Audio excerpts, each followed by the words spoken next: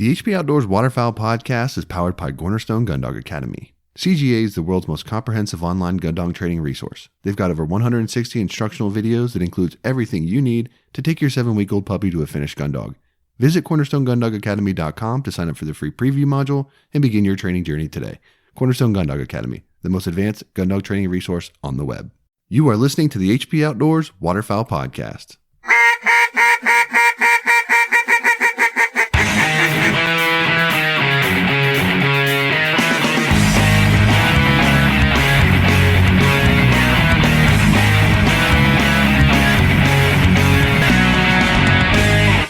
Since 1898, Old Town has been building the most advanced, quality watercraft products to give you the very best experience on the water. Whether you're hunting, fishing, or enjoying a relaxing paddle on the lake, there's a boat for every type of adventurer. If you haven't seen it, check out their newest offering, the new grab-and-go watercraft designed to function as your boat, blind, and retriever. The easy-to-conceal, 11-foot 9-inch, 56-pound Solo Sportsman is the ideal craft for those in search of a stable, lightweight craft that's easy to paddle and even easier to transport or stash. Designed with the hunter and angler in mind, the Solo Sportsman is equipped with thoughtful shell, tackle, and tool storage, a comfortable and adjustable seat and foot braces, an accessory track, and rod holders. Check it out at oldtowncanoe.com/sportsman. Out in the field, how you've prepared determines how you'll perform. With balanced fat and protein to support peak condition, Eukanuba Premium Performance Dog Food enhances strength, energy, and endurance. So when the pavement ends and the truck doors swing open, you and your dogs are ready for anything. Strong, focused, ready for anything? That's a Eukanuba dog. Soundgear is offering a 35% discount to the HP Outdoors listeners for their instant fit industrial and shooter products. You can head over to soundgearhearing.com and use the promo code HPO35 to claim your discount today. Original design, select grade components, superior sound, and unparalleled service. 737 takes exceptional pride in producing the finest quality, best built premium calls in the market today. They're made right here in America, and they're offered only direct to consumers through their website. Shipping in the U.S. is always free, and international orders are also accepted online. A 20-day money-back guarantee and lifetime warranty accompanies every call purchased. 737 Duck Calls. Lead the flock. Lucky Duck. About the only creature they can't deceive is you. Lucky Duck is more than a brand. It's a lifestyle built around the subtle art of critter deception. So while you're focused on the business end of your shotgun or rifle, know that they're completely focused on what matters most, you. So whether you're in a duck blind, dove field, on a predator stand, or chasing turkeys, they're confident that their products will help you succeed. Check out their full lineup at luckyduck.com and keep up with their latest news by following them on Facebook, Instagram, and Twitter. All right, welcome to episode 178 of the HP Outdoors Waterfowl podcast, where you're on-demand audio source and video source now, I guess, for all things waterfowl and waterfowl hunting. If you're new to the show, you can check us out at hpoutdoors.com. We've just been working on our website, so if you're new to the show or if you've been around for a while, head over there and check that out. You can also find our podcast on any podcast directories out there, iTunes, Stitcher, Spotify, iHeartRadio, all the good ones. You can find our show. And, of course, you can find us on social media, Facebook, Twitter, and Instagram. Anywhere social media can be found, you can also find our stuff. If you're a Facebook user, you can head over to the HP Outdoors Waterfowl Podcast listeners group and to chat with a bunch of like-minded listeners of our show, and also my co-host Dan Harushka. Dan, what's up, man? Been pretty busy, I gotta tell you. Oh yeah, we've been. I guess we're a little late on this one, maybe, but with the kids at home still, and I am back to work officially now, so it's been fun. And it was good to break up the corona a bit, I guess. Yeah, I got to tell you, last weekend was Mother's Day, and I struggled to plan something for Mother's Day because normally I'm leaving the house daily for work and stuff like that. So I have time to like go out and pick up stuff or, just plan or whatever. I didn't really have any of that time this week. So I, kind of had to do the best I could, smuggling Amazon packages in the door when my wife wasn't looking and things like that. But I think it turned out okay. We ended up having a great day and all that stuff. Had fillets on the Camp Chef and everything. So yeah, we did it right. But it was it was challenging. I thought it was definitely a little different. We got you're in the same boat. We got kids' birthdays coming up here this month, and this will be the first one in Taylor's. He'll be 9 this year, and it's his first birthday that we're not having like a party, like with like either at a place or like people coming over and stuff. So it's going to be strange. And it's definitely something where we're trying to, with everything that's going on, we're trying to figure out ways to make it, special for him without, all the normal stuff. Yeah, it's still pretty unreal for people that are just now joining us. Josh's son and my son have the same birthdays 4 years apart. So Yeah. it's pretty cool, pretty neat. Yeah. But definitely random. It's so weird. so we it is very weird. But we're at like a yellow stage now, so anything under 25 people we can have get-togethers, I believe. But I'm still not sure we're going to have a party. So I told him all he wants to do is go down to Dave and Buster's and just with the family whenever that opens up. So eventually he'll get that. But trying to get a trampoline, he wants one super bad, along with a few superhero costumes. So we'll see. But yeah, Mother's Day was tricky. Mm-hmm. That was we actually ordered a custom sweatshirt weeks ago, and it came in a couple weeks early, and the girls told Aaron that it was in, so we had to give it to her because she wanted it. Nice. And then we ended up doing some we did chocolate covered strawberries, and we took her to a greenhouse place where she can get all her flowers. And I think we just did flowers, no trees this year, so flowers, and that made her day. So that's her thing. She's a little green thumb and enjoys that. That's cool. Yeah, that's good, man. I'll tell you, changing gears to waterfowl related type stuff. I've been trying to get my kid out, and we've been going bass fishing and stuff, and doing a lot of that to fill our outdoors, needs. But this week, for some reason, to me, it really started to feel like the off season. Like, I'm just like, man, I'm starting to like just think about things that I'd like to do. And, like, I feel like in this time of year, I always get like the harebrained ideas, like the far reaching, like pipe dreams, things that I'd like to do. And I've got like all this motivation, and I'm like, yeah, I'm going to go do all this stuff. And, I like try to like pump myself up, but in the back of my mind, I know I'm like, I'm not gonna have time to do most of this stuff. And it's always like just that weird part of the year, where it's kind of like, I got nothing better to do but dream about what I could do that I probably won't do, unfortunately. But I'm officially there. I got there this week, man. Is it kind of an exciting time for you, or is it a depressing time?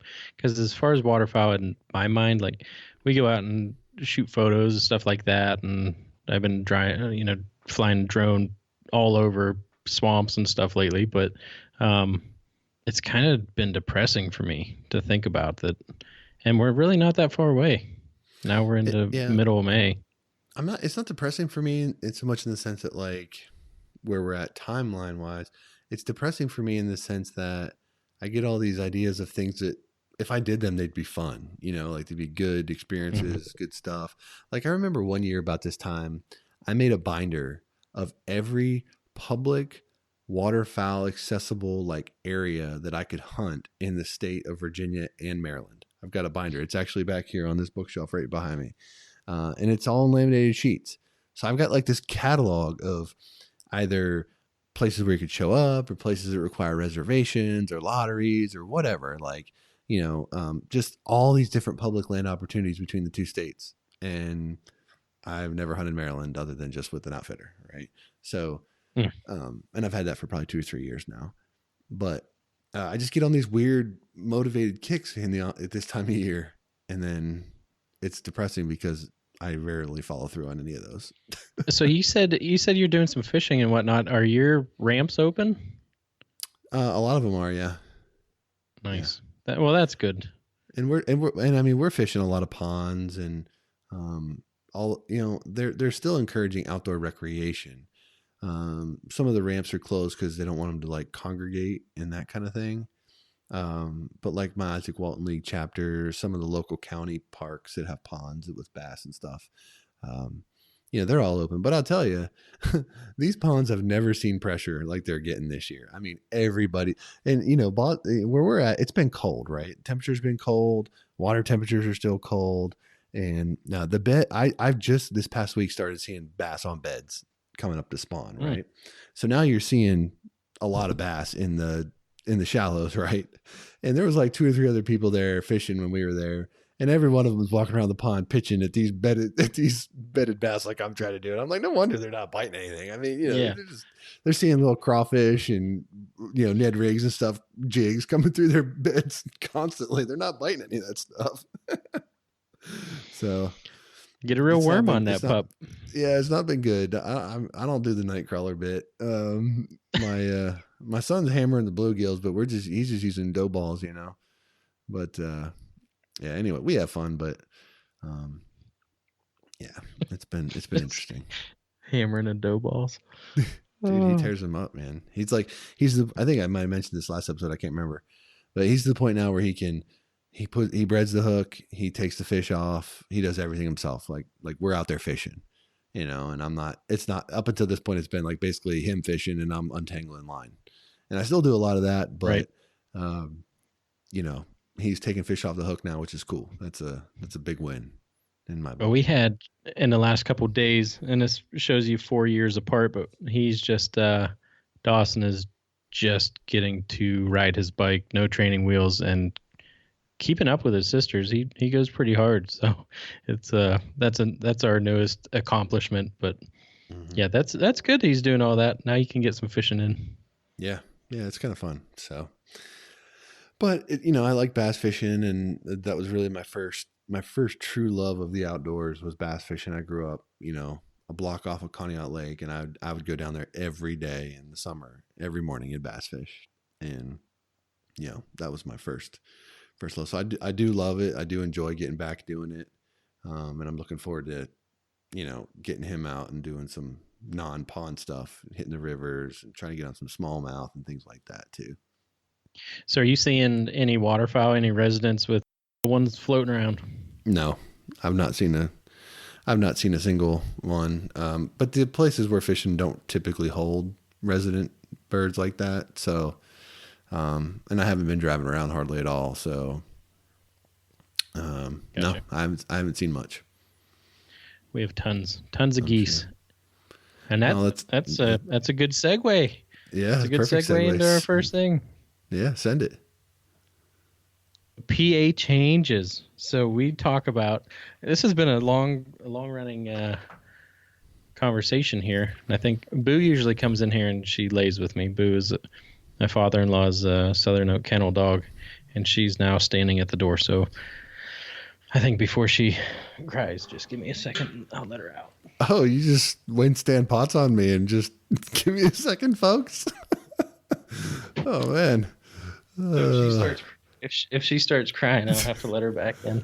Oh Jesus! But anyway, if it's not internet, it's the dog. I mean, it's something. Dogs barking, train going by, whatever. Crickets. Oh, the crickets! Did I tell you that we got the girls? I guess all the kids lizards for Christmas. No. Yeah. So we got them two little lizards, and we feed them crickets. And those things at night, we buy like 4 dozen at a time. At nighttime, it just brings me back to the summer in the garage. So anyway, at PA, we did the minimalist challenge where I took like one shell out, one decoy, laid in the field. Was not successful, but it's because we've always been a one bird zone. And this year they've made changes to now, and I was reading over this. First, the bag limit for Canada geese during September portion of the season will be raised from 1 to 5 in most of the SJBP zone to allow for additional harvest of resident Canadas. And so for people that are not familiar, right, the zone that you live in, that SJBP, has been one bird limit in September, one bird per man, with the exception of like right along the shores of Pymatuming, which is like 3, right? Something like that. Yes, within 100 yards. Yep. Yeah. And then, the majority of the state, it was like what, 8 birds? Is that what it was? 8 per man? In September, yes. Right. So it really kind of hampered your ability to hunt close to home you always had to travel outside of your core area there to hunt, which is unfortunate. So to go from 1 to 5 birds per man is huge. I mean, that is like, that's as many birds as we get to shoot here in January per man. You know what I mean? Yeah. Well, the resident population turns from 8 to 5 in a regular season. Yeah. Yeah. So I mean, my point is 5's a good number.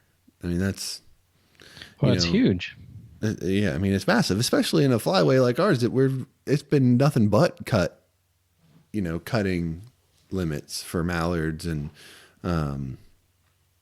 scaup and, Canada geese for a lot of people. And the thing that was always bothersome in this zone is that the state park goes around and oils the nest, and they've been doing that for years. I knew you were going to say that. Well, it is, and then they let you shoot one goose, right? So now, and it makes me wonder what the rest of this article, once they actually laid out, because it says most of the SJBP zone, and they're also changing it back. Opening and closing dates for the regular goose season in the zone have been shifted later, fewer days in October and more in January and February. So that's pretty stellar. I don't know if that's going to really help you for geese that much. For ducks, yes, if that's what they're doing. But I mean, you guys get like pounded with snow in February, where I mean, to the point where like I feel like a lot of times you've just had so much snow it's been tough to hunt fields. Yeah. So I don't know. They're still in there, but it's just always like you said. If we do get a lot of snow, then it just doesn't seem worth it to go out there for one goose. Yeah. So and sometimes that transfers over to 3. What was the mindset of having that 100-yard buffer around Pymatuning Reservoir that was not the same as everywhere else? That does not make sense to me. I'm not sure. And I don't know if it was something to do with people taking boats out and, docking close to the shore and being able to shoot there. I don't know, maybe going through the effort, or maybe it's to keep the beaches clean. And, there have been a lot of campgrounds, a couple campgrounds shut down, but, keeping birds out of the campgrounds and crapping all over everything. But, yeah, I don't know. Well, but yeah, so they jump off the water. They jump off the water and come 200 yards into a field, and you can only shoot one. But if you sky bust them at the shoreline, you can shoot 3 of them. Right. Yeah, that's interesting. But I mean, hey, that's a win for you guys. And I mean, I haven't been up there to hunt opening, September geese in a while, but it's the kind of type of thing that would make it worth my while to come up there and hunt. We're spoiled here in Virginia. We can shoot 10 in September per man, which is pretty cool. But it's a lot. 5 is a good number. That's a good thing. I'm glad to see that happening. And I wonder if they're going to continue to oil nests, or if they're going to let hopefully people kill them more. I don't know. They still oiled them last year. And there's a ton of geese around this year. So at pretty much every group I see has a ton of little ones with it. So yeah, there haven't been many. Usually you'd go around and you see a bunch that are just the ma and pa, and there's no little ones with them. But this year it seems pretty packed. Just a bumper crop, I don't know. Huh? Yeah, I don't know what they're doing with the banding program though. So we'll see if they get out and do that. Well, this year might be a lot of it's shut down. Yeah. Yeah, it's hard to say. I mean, there's already a pile of banded ones there anyway, but, this year with everything just being the way it is, it could be shut down for the year, and, who knows? Yeah. A third major change will be allowing vets and active duty military members a special day at Waterfowl. The day will coincide with the second youth Waterfowl day in each duck zone. This day will be allowed as a result of the recent federal legislation. Well, that's good. Yeah, 2 important changes implemented in 2019: the reduced daily bag limit for mallards and reduced regular season length and bag limit for Canada geese in the AP zone will continue. Yeah, well, I don't think that that's a surprise to anybody at this point. No. At least not to me. So, but that kind of leads us into our next little talking point that we were going to go over here, and that's the fact that with all the COVID stuff that's been going on, trying to bring up my notes here so I can see what I'm talking about, but I don't know what I did with them. I can't get to them now. What am I doing here, Dan? I don't know what you're doing. Well, it's just tech. I'm just dealing with this tech right now, tech issues. Anyway, I could barely read this, but basically saying that the U.S. Fish and Wildlife has canceled their waterfowl breeding population habitat surveys. I think this is like the first time that they've done that in 65. 1955. It's the first time that they've done that. So basically they're blaming it on the COVID stuff. And, they're doing it obviously for the protection of their folks and their employees, all that kind of stuff. So I guess what their plan is that, they'll basically just use long-term data and models to predict the 2020 spring count. And it did say in this article that I'm reading here that they do, obviously don't plan to restrict hunting and stuff like that for the fall. So that in itself is good. But so they mark it out here. What migratory bird monitoring programs are expected to be canceled? And you're going to have the waterfowl breeding population and habitat survey for ducks and some geese, the model duck breeding population survey in Louisiana and Texas, American woodcock singing ground survey, North American breeding bird survey, webless species like wood duck, and mid-continent population of sandhill crane spring survey. So those will be, and they do believe as far as their banding program, just because I think currently right now, I was talking to Ben Webster, our buddy out there in Kansas, and he has a friend that runs a fishing camp in Canada, and he's actually a dual citizenship, he said he had, and he had to quarantine for 14 days when he crossed the border to go up there. So I think with everything going on, if you go up and banned for a week or 2 or 3 and then come back and you're quarantined both times, you're losing a month worth of work. So I think that is, they're not going to be doing that this year. Yeah, that definitely plays a factor. And, Canada's been in the news a lot lately here with their gun restrictions that they're passing and all that kind of stuff. And while I don't want to certainly make this into some sort of political discussion, immediately my thought was, how is that going to impact guides and, the hunting community that goes up to Canada or lives there? And I think the most recent thing I saw was that it's not going to affect hunting shotguns, or at least that's not intended to impact, because I know that there was some discussion that based on interpretation of the original verbiage, like it could impact them, but I guess it's not at this point. I think, again, not getting political, but just the sweeping ban that they made and Black Rifle Coffee was on there. It just shows you how not in tune they are, right? Yeah, that was funny. But I also did message Aaron Hitchens about it. He said, yeah, that's not really happening. So I think there's more going on already that hasn't hit the U.S. news, that they're getting everything cleaned up. Yeah. Well, I mean, that's obviously, whatever. I don't want to see it impact the hunting industry up there. That's for sure. So hopefully that all gets cleared up. And I mean, I'm already seeing things about the fall.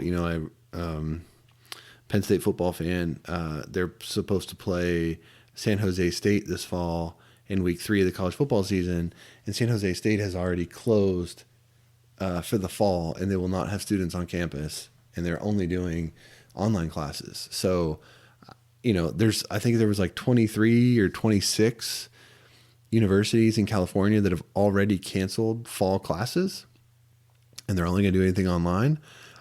So, I mean, you just never know, right? I mean, there's a lot of decisions that are being made that are going to affect this fall, and we're not even in the summer yet, So I'm just fearful that, someone's going to make a sweeping decision for something that's 5 months down the road, And you know how that goes. Once one person does it, they all do it. And that's our local Allegheny College here. Our good friend's a professor there, and they're talking about not having students on campus until the fall of 2021.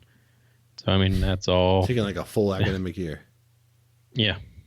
Yep. That's insane. I can tell you right now, I guarantee if and here's the thing, Allegheny College is an expensive college. It's a private liberal arts college. It's very expensive to go there. They're going to charge full price. I'm sure they're not going to cut you any tuition deal.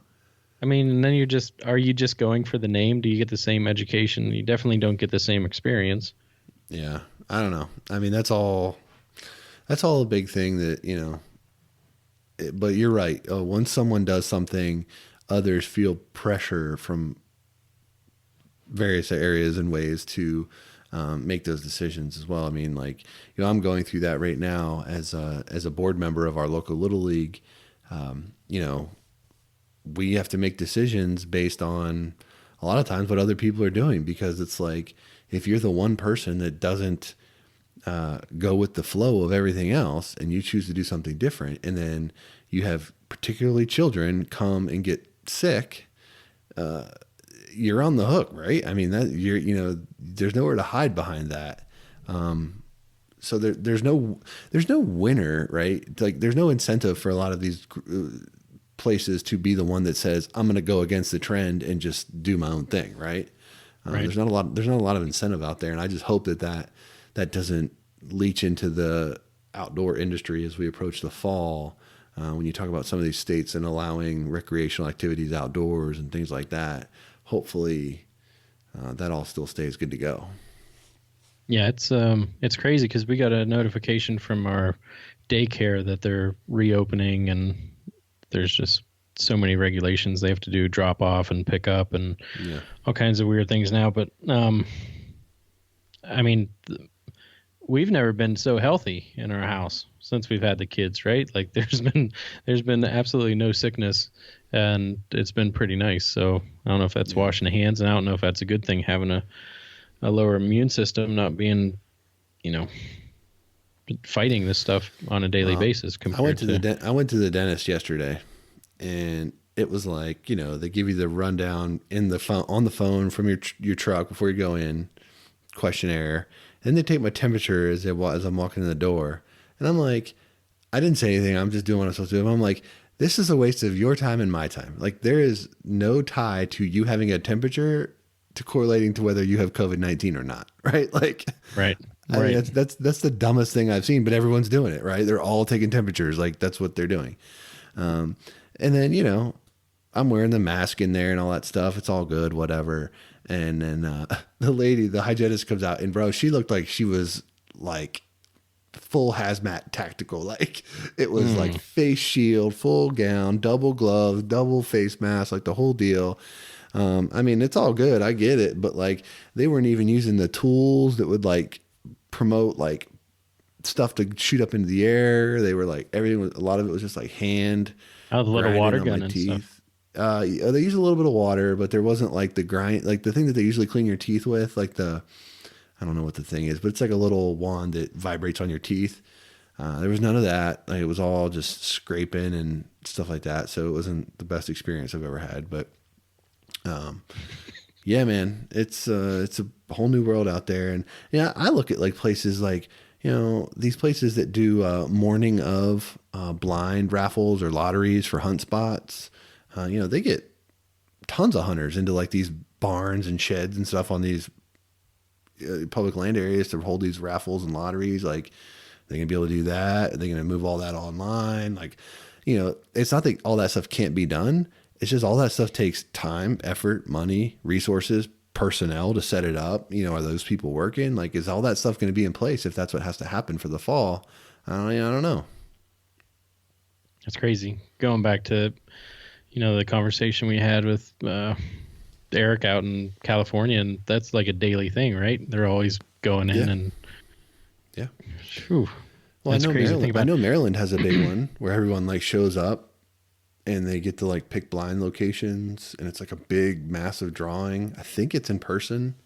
Um, I don't know. I don't know what if that's going to happen or not. Like, I mean, again, there's a lot of time that happens between now and the fall, but the thing is, everyone's just going to be very slow to react, right? And it's no one's going to want to rush out in front and be the one that jumped the gun in a lot of areas, especially where I live and where you know, maybe not as much where you live, but where I live, you know, it's like 30 miles outside Washington D.C. Like a lot of blue around here. I'm not making this political, but like that's just, you know, they're not.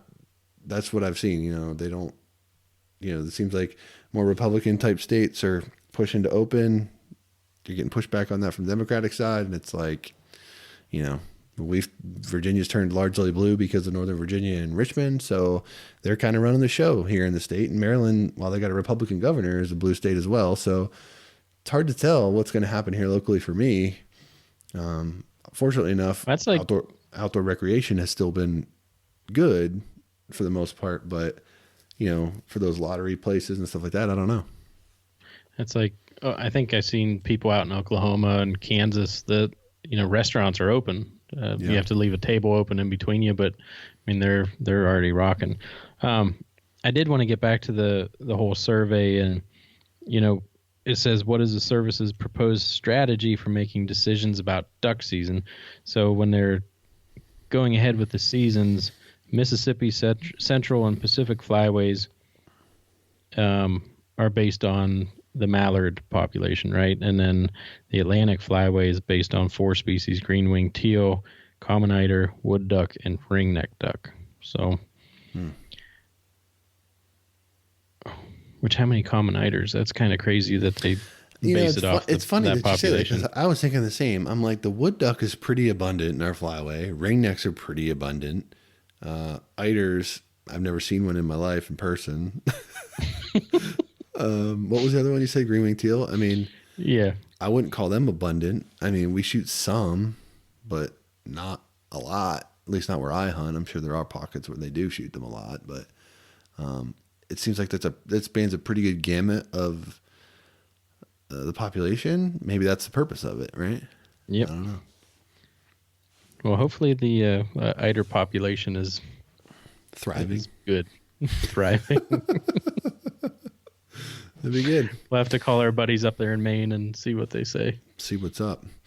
You know, I will tell you the one other thing I wanted to talk about here briefly this episode is, you know, we're getting into that time of year where we're starting to see some new products hitting the market, and you're getting like some of that teasing marketing, and people are starting to come out with stuff. You know, I know one that's kind of making some waves is, you know, people are finding Sitka gear waders online on sale now. Because it looks like they're going to be coming out with a new version this fall. So people have been taking advantage of that. I know they've got some other stuff on their website, duffel bags and a few other things on there. Lifetime Decoys have come out with their teal and their black duck decoys. You know, and Those black ducks look nasty. Dude, yeah, they're sick. I mean, I love the black duck in general, and just a quality black duck decoy is money. So yeah, definitely going to get some of those. But yeah, I mean, this is fun when you start seeing products coming out, and we'll see more. And I think like the summertime is usually when a lot of those hit, you know, the Instagram feeds and all that stuff. But, yeah, something to look forward to, I suppose. It has to be crazy to be in that venue right now, and just knowing that people are worried about jobs and security and everything else. And, you know, we've said it before, but the first thing gets cut is that fund money account, right? So, you know, I hope that we don't see too many of them go away, because all that competition is good for each other. I'll tell you too, you know, if you pay attention at all to Facebook Marketplace and stuff like that, not just hunting stuff, but just stuff in general, you can tell people are like cleaning out their houses. With the exception of like workout equipment, you can get a pretty good deal on just about anything right now on like Facebook Marketplace and all these, you know, share sell sites. Cause, Yeah, I'm guilty of it too. I mean, I've been clearing out crap around my house, throwing stuff away, just getting rid of it. 'Cause, I'm doing projects that like I would typically not do and chalk it up to just not having enough time / don't really want to do it. And now it's like I have nothing but time. I got nothing better to do, so I should probably do this stuff. So Yep. yeah, I've been trying to stay with that. Not ideal though. That's all good stuff, man. Hopefully they get this figured out, and we get to go on some trips this fall. Yeah, I will say I'm not as optimistic as I once was. I think I'm losing a little optimism, frankly. I might feel differently about it if I lived in a different part of the country, but our population density is so high, is so heavy here. It's just, I don't know. I mean, cases are still going up, all that stuff. Testing's still not that abundant. No vaccine, obviously. So, yeah, don't know, man. I just don't know what to think about it. Some of the numbers coming out, and they think that the death rate is just really, really low compared to what they were thinking, and hopefully it turns out, the antibody test, hopefully that gets roaring and we can see who's had it, and hopefully that number is very, very high and things get back to normal. Yeah. That'd be the best outcome, but I'm not going to go down the rabbit hole, but I think to your point, there's a lot of information out there, some accurate, some inaccurate. Most of it, no one knows what to trust and what not. I think that's part of the problem. And when this rolled out, when it started, the only thing we heard was massive doom and gloom, 200,000 dead, blah, blah, blah, blah. That was the narrative, right? So now that you're not seeing those numbers, people are questioning those numbers, and it's really hard as a person to make a smart decision on what is right and what's safe and what's not, and just how much risk do you need to be willing to accept? And that's a tough question to answer when you don't exactly know the risk, the risks that you're actually taking, right? So I mean, my kid is like killing me to do a play date or something with someone, and we've just been zero. Like, it's been locked down with that stuff, and it's brutal. He hates it. Like, it's making life hard on everybody, but I'm just like, man, just love to just let a kid come over and play for a while. It'd be great. Yeah. And the thing is that I thought right when we went into lockdown, if this works, people are going to say it isn't as scary as what everyone was saying. But if we didn't do that and it got super crazy, then people would say, why didn't we go into lockdown? Right. So that the storm's going to be made either way. And I don't know. It's just crazy times. I think it's been a little unclear on what the whole goal was, right? Because at first the goal was to flatten the curve. Don't overwhelm the medical system, flatten the curve, and protect those that are highest risk. And, was that successful or not? We've been doing it for several months. Like, what's the gauge, right? How do you define success in that situation? And without being able to say, like, ahead of time, like, this is how we're going to gauge and define success, you can't now look at it 2 months after the fact and be like, we were successful or we weren't, because no one knows what the actual goal was. It was to flatten the curve. I don't know. Did we flatten the curve or not? And if we did, cool. If we didn't, why are we isolating? Because it didn't work. You know what I mean? Like, right. But now it's like, they want to see all these times of, like for Virginia, for example, they want to see 14 days of decline on confirmed cases and all this stuff. I'm like, that's not flattening the curve to me. That's like on the downside of the curve, right? I mean, so it's just unclear what the goals are and how we define success. And as a person and a parent, how do I make good choices? And eventually I'm gonna have to, start not being able to work from home. And do I send my daughter back to daycare where she's gonna be with a bunch of other kids and stuff, and like they're gonna be slobbering all over each other? And I mean, like, they pass everything, right? So if there's COVID in that school, like, she's gonna get it. I don't care what protections they take.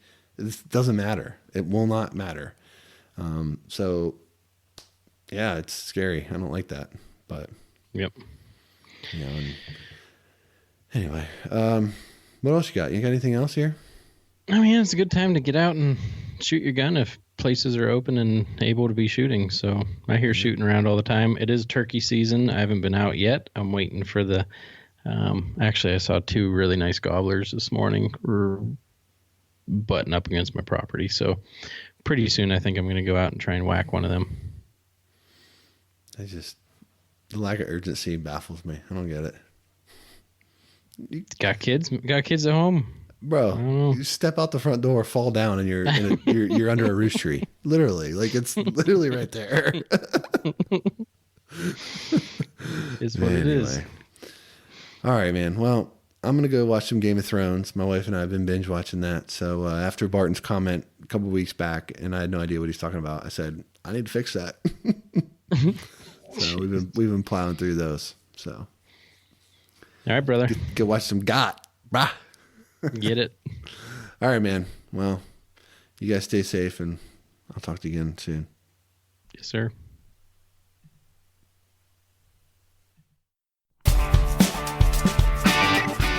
That's going to do it for this episode of the HP Outdoors Waterfowl Podcast. If you're new to the show, head over to iTunes, check out some of our past episodes, and while you're there, leave us a 5-star rating and review. It's the best way for like-minded hunters just like you to find our show.